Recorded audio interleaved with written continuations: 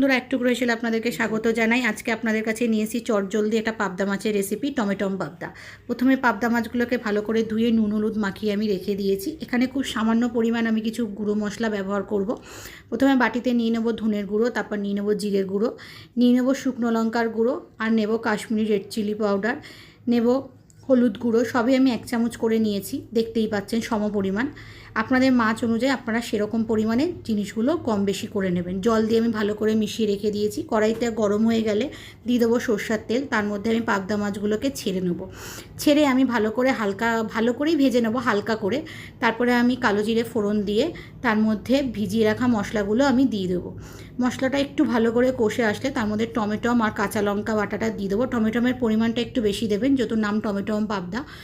তার মধ্যে দিয়ে দেবো চিনি, দিয়ে দেবো কুচনো ধনেপাতা। এরকম চটজলদি রেসিপি আমাদের দেখতে চাইলে আমাদের চ্যানেলটি সাবস্ক্রাইব করে পাশে থাকা বেল আইকনটি টিপে দেবেন, আর লাইক শেয়ার কমেন্ট করতে ভুলবেন না। দেখুন, আমি পরপর পাবদা মাছগুলোকে সাজিয়ে তার মধ্যে একটু জল দিয়ে দিয়েছি। কিছুক্ষণ ফুটে উঠলেই আমি নামিয়ে নেব টমেটম পাবদা। খেতে কিন্তু দারুণ হয়, আপনারা বাড়িতে অবশ্যই ট্রাই করবেন। আমাদের চ্যানেলটি সাবস্ক্রাইব করলে আপনারা আবার নতুন নতুন ভিডিও দেখতে পারবেন। আজকের মতো আসি, নমস্কার।